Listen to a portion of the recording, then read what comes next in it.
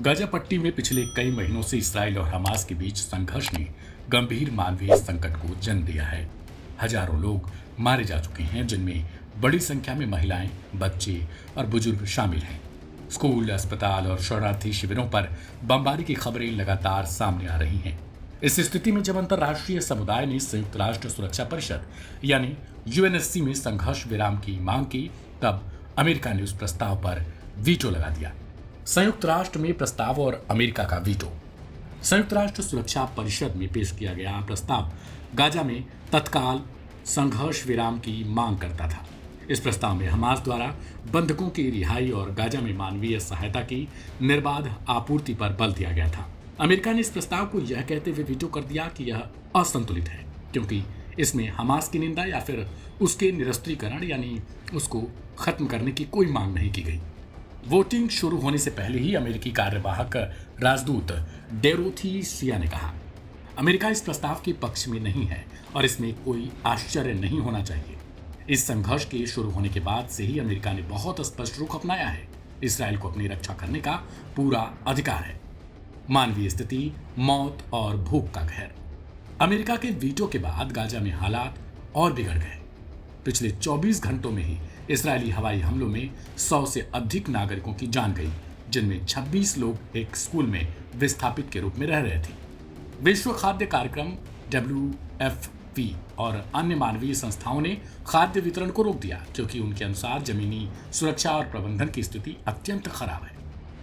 संख्या में तबाही के अगर आंकड़ों को देखा जाए तो अब तक कुल मौतें 55,000 से भी ज्यादा हो चुकी हैं, जिनमें हजारों बच्चों की मौत है। लाखों लोग विस्थापित हो चुके हैं। स्कूल और अस्पताल भारी नुकसान झेल चुके हैं। वैश्विक प्रतिक्रिया तीखी रही है, आलोचनाओं की बौछार हुई है। अमेरिका के इस कदम पर अंतर्राष्ट्रीय प्रतिक्रियाएं भी आलोचनात्मक रही है। फिलिस्तीनी राष्ट्रपति महमूद अब्बास ने इसे आक्रामक और अमानवीय करार दिया। उन्होंने कहा, अमेरिका को गाजा के मासूम नागरिकों की मौत का जिम्मेदार ठहराया जा सकता है। ह्यूमन राइट्स वॉच और एमनेस्टी इंटरनेशनल ने इसे मानवता के खिलाफ वोट और युद्ध अपराधों में भागीदारी जैसा बताया। अमेरिका की स्थिति दोहरा संदेश।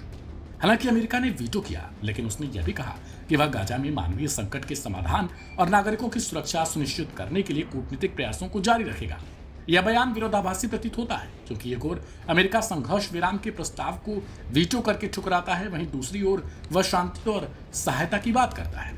अमेरिका को फिलहाल अपने रुख को स्पष्ट करना चाहिए कि आखिर वो असल में चाहता क्या है। कुछ यही प्रतिक्रियाएं पूरे विश्व की तरफ से भी हैं। इस रिपोर्ट में फिलहाल इतना ही।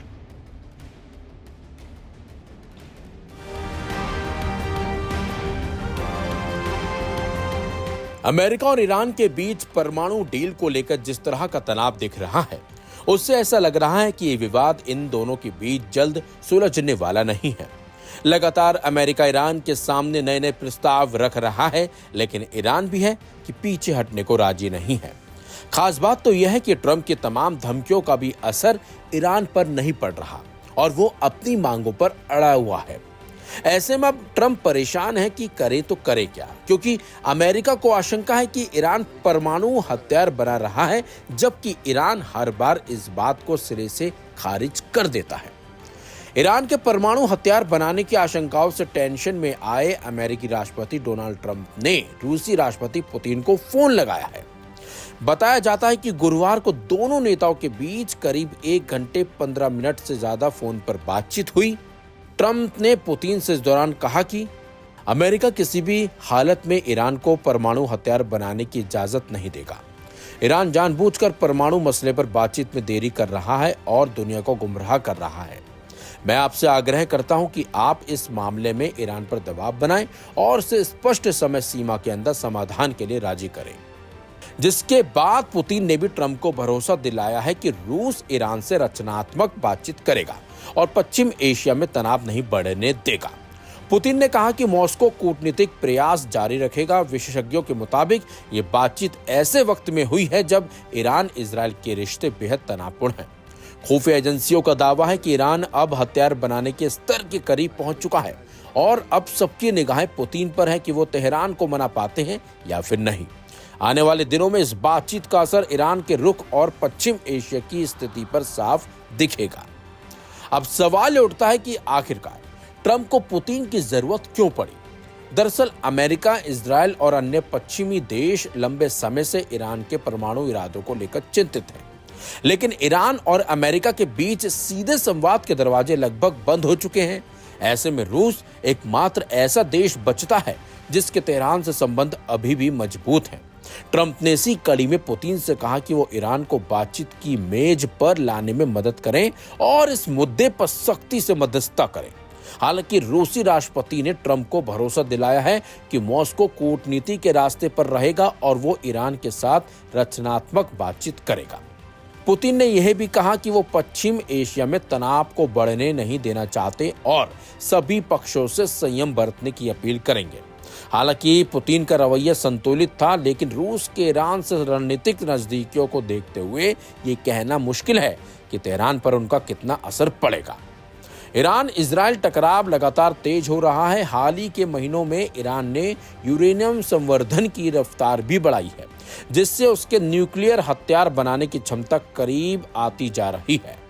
अमेरिकी खुफिया एजेंसियां मानती हैं कि ईरान ब्रेकआउट कैपेसिटी यानी हथियार बनाने के लिए जरूरी तकनीकी सीमा तक पहुंच चुका है। खास बात तो यह है कि एक तरफ से अमेरिकी राष्ट्रपति ट्रंप का रुख बेहद सख्त है, वो ईरान को किसी भी कीमत पर रोकना चाहते हैं। वहीं पुतिन अभी भी बातचीत और शांतिपूर्ण समाधान की भाषा बोल रहे हैं। लेकिन हकीकत यह है कि अगर ईरान आगे झुकता नहीं है किसी के, तो इजराइल सैन्य कार्रवाई की ओर बढ़ सकता है, जिससे पूरा पश्चिम एशिया युद्ध की चपेट में आ सकता है। ऐसे में विशेषज्ञ भी मानते हैं कि रूस की भूमिका अहम हो सकती है, लेकिन ये इस बात पर निर्भर करेगा कि पुतिन तेहरान पर प्रभाव कितना डाल पाते हैं। रूस, चीन और ईरान का बढ़ता सहयोग भी अमेरिका के लिए एक नई चुनौती है। अब ये भरोसा कितना असरदार साबित होता है, इसका फैसला आने वाले हफ्तों में तेहरान की चालें और वॉशिंगटन की प्रतिक्रिया तय करेंगी। अगर सब कुछ ठीक नहीं हुआ तो दुनिया एक और परमाणु टकराव की कगार पर पहुंच सकती है। ऐसे में अब देखना होगा कि पुतिन ईरान को समझा पाते हैं या फिर नहीं, और अगर पुतिन ईरान को नहीं समझा पाते हैं तो टकराव ज्यादा दूर तक चला जाएगा और मामला परमाणु तक पहुंच जाएगा।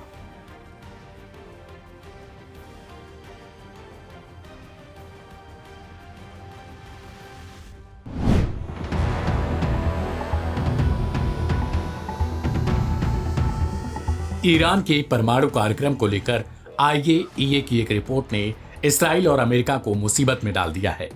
इस एक रिपोर्ट से ट्रंप प्रशासन से लेकर नेतन्याहू तक हैरान है और उन्हें अब आभास हो चुका है कि प्रतिबंधों के बावजूद ईरान उस स्थान तक पहुंच गया है जहां से उसे रोकना बेहद खतरनाक होगा। दरअसल अंतर्राष्ट्रीय परमाणु ऊर्जा एजेंसी यानी IAEA की एक रिपोर्ट बताती है कि ईरान के पास अब इतना संवर्धित यूरेनियम मौजूद हो चुका है जिससे वो 9 परमाणु बम बना सकता है। रूस ने जहां ईरान के शांतिपूर्ण परमाणु अधिकारों का समर्थन किया है, वहीं अमेरिका और उसके सहयोगी देश खतरे की घंटी बजा रहे हैं। इस बीच बातचीत रुक गई है और तनाव लगातार बढ़ता जा रहा है। क्या दुनिया एक और परमाणु संकट की ओर बढ़ रही है? IAEA की ताजा रिपोर्ट में बड़ा खुलासा हुआ है। ईरान ने 60% तक संवर्धित यूरेनियम का भंडारण कर लिया। अगर इसे और प्रोसेस किया जाए तो इससे 9 परमाणु हथियार तैयार किए जा सकते हैं। हालांकि ईरान का दावा है कि उसका परमाणु कार्यक्रम पूरी तरीके से शांतिपूर्ण है। ईरान के बढ़ते यूरेनियम संवर्धन को लेकर जहां अमेरिका और उसके सहयोगी देश अलर्ट मोड में हैं, वहीं रूस ने पूरी मजबूती से ईरान का समर्थन कर दिया है।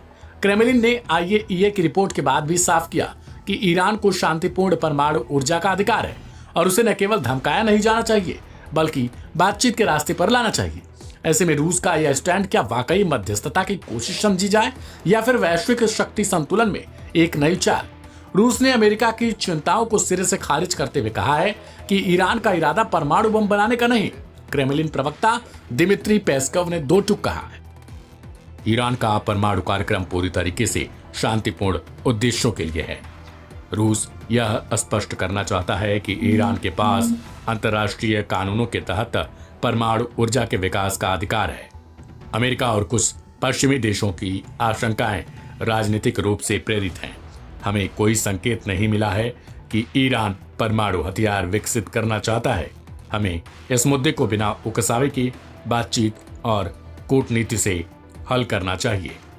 अमेरिकी राष्ट्रपति डोनाल्ड ट्रंप ने एक बार फिर से कहा है कि ईरान को यूरेनियम संवर्धन की इजाजत नहीं मिलनी चाहिए। ट्रंप का दो टूक संदेश, ईरान को कभी भी परमाणु हथियार नहीं मिल सकते। साल 2015 में हुए परमाणु समझौते JCPOA से अमेरिका 2018 में ट्रंप के नेतृत्व में बाहर निकल गया था। इसके बाद से रिश्ते लगातार बिगड़े हैं। ट्रंप प्रशासन की कोशिशें भी अब तक नाकाम रही है। रूस अब इस विवाद में मध्यस्थ की भूमिका निभाना चाहता है, लेकिन विश्लेषकों का कहना है कि यह मध्यस्थता नहीं बल्कि एक रणनीतिक दांव है ताकि अमेरिका और उसके सहयोगियों पर दबाव बढ़ाया जा सके। आइए, ये विशेषज्ञों का कहना है कि 60% संवर्धन एक टेक्निकल सीमा है। अगर ईरान चाहे तो हफ्तों में हथियार स्तर यूरेनियम बना सकता है। दुनिया के सामने सवाल अब यही है, क्या ईरान को बातचीत की मेज पर लाया जा सकेगा या फिर बढ़ती अविश्वास की दीवार एक और युद्ध की नींव रखेगी। उम्मीद कूटनीति की है, लेकिन समय बेहद कम दिखाई दे रहा है।